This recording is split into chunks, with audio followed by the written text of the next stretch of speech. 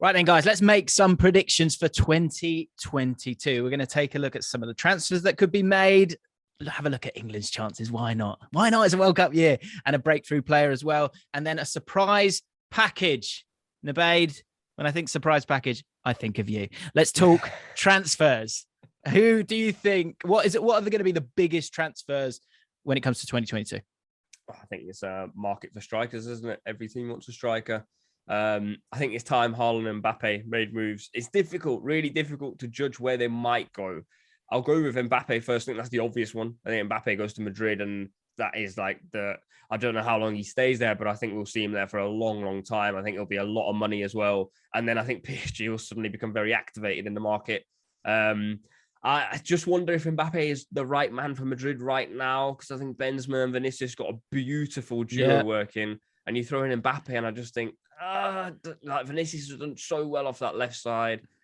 Does Mbappe really work? Is La Liga the right place to go to right now? Could he be the guy who helps Poch to that Champions League? In cold feet here. No, but it's going to happen. It's going to happen. That's the thing. I'm going. It's inevitable. Madrid have got the money again. I don't know how, but they've got the money again.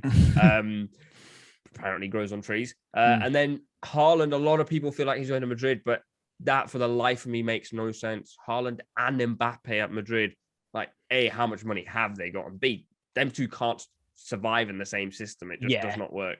Absolutely not. Yeah, that's a great point. Yeah. Well, I mean, Haaland linked with your beloved Liverpool.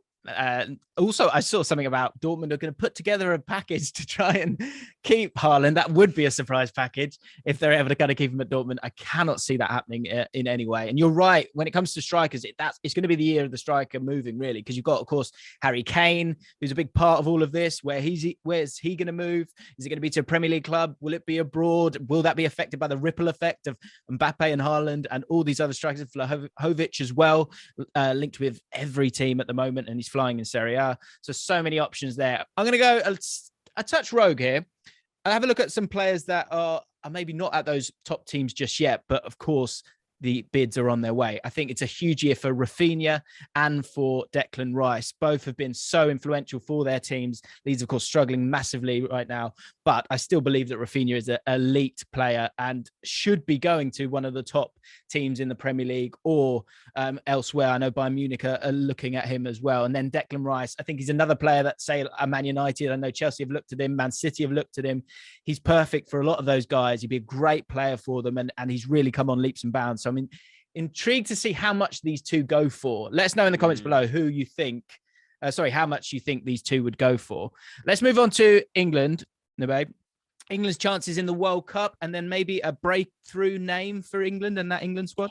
I mean, I'm not going to make myself very popular with England fans here, but I don't think we've got a chance in the World Cup. I know you're a massive World Cup guy for England, and gotta believe. Yeah, exactly. I'm just not that guy. I'm quite the opposite. I just think when it comes to World Cup, you're going to come up against teams and countries that are really left field to European countries. European countries know what England are all about. There's a little bit of fear. When the South American sides come along, they don't care. They really don't care. The climate's perfect for them as well. And I just think, looking at that England back line, I can't remember, and you might have a better memory of this than me, and you probably will because you want to find a way to say England could go all the way. Yeah, I don't remember a team with a weak-ish goalkeeper situation and a weakish backline that's actually won the World Cup or the Euros. And that's a big concern for me, a big concern. So for me, I don't think England have a chance. I've got a feeling you're going to oppose my opinion, obviously. Well, you might as well. It's coming home, guys. Don't worry about it. He's just nervous. I understand. I think it's opened up for England the last couple of tournaments. I think that's fair to say. And you might need that to happen again. But I also think, think of the top teams in world football. They're in this division.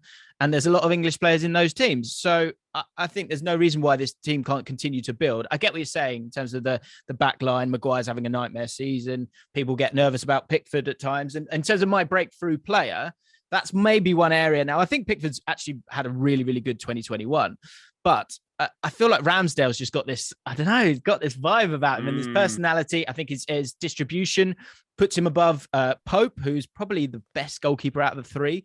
But I think passing the ball is so important now that Ramsdale has got a real chance of making that number one spot his. So it could be, in terms of what is quite a settled England squad, I feel like Ramsdale could be an option. Is there a player that you think could break into that starting 11 if we're thinking back to that final, that Euro final?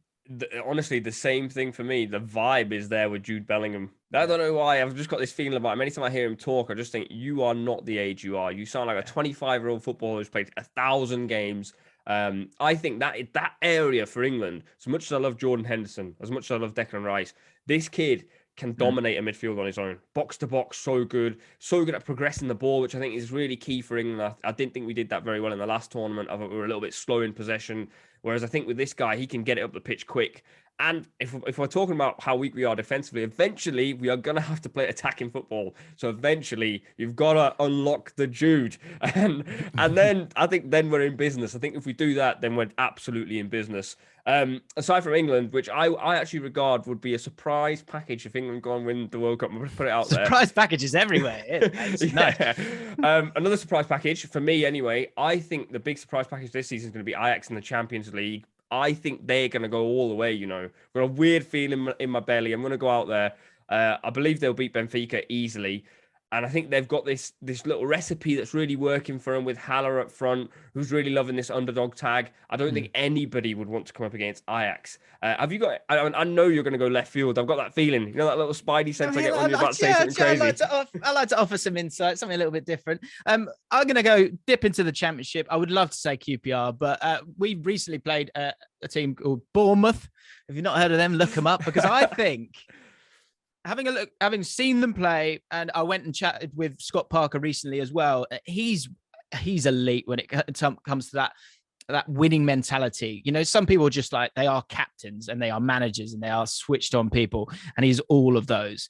And I think with this Bournemouth team, what I would say about them is the fact that to go up and stay up is very, very difficult, and to be comfortable doing that as well. And I think people have kind of forgotten about Bournemouth, but if you have a look at their squad and the balance in terms of the age of the squad and then the experiences of a few players as well, they are kind of growing in a really, really nice way. And I could see them, first of all, winning the league this year against Fulham side that have so much attacking quality. But when you step up, of course, it is tough. But the likes of Lewis Cook, the likes of Solanke, who's gone to a new level here, new players like Jadon Anthony coming through as well, and then the likes of Gary Cahill at the back still kind of offering that Premier League experience. I think this squad is growing in a really lovely way in terms of that age and their development.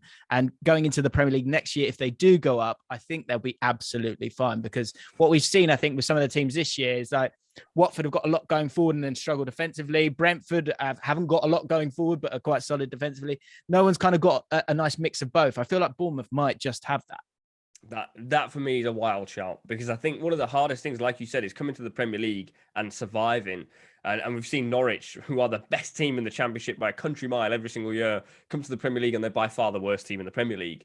I think there's a few things that you say about Bournemouth are definitely correct, but a few of the players that I haven't watched Bournemouth as many times as you have, but I watched Dom Solanke, for example, and he really screams Championship forward to me. I mean that in the most respectful way possible. But I know you love him as well. I see your tweets about him all the time. Mate, he's decent, mate. Honestly, I'm telling you, watch out. Bournemouth, they'll go up, and they have a lot more in their locker going up and then adding a few pieces than most teams going up. I really do believe that, because I think they've got the hunger as well, which I think is important, and the ceiling of a lot of these players who've got that pedigree and are ready to go. Anyway, guys, let us know what you think when it comes to predictions for 2022. Make sure you get it right. Make sure you get in the comments. Make sure you like the video. Make sure you tune in next time. Hi guys, James Allcott here from ESPN's Football Forecast. Thank you for watching. If you've enjoyed the video and you want to check out more, make sure you subscribe to ESPN UK.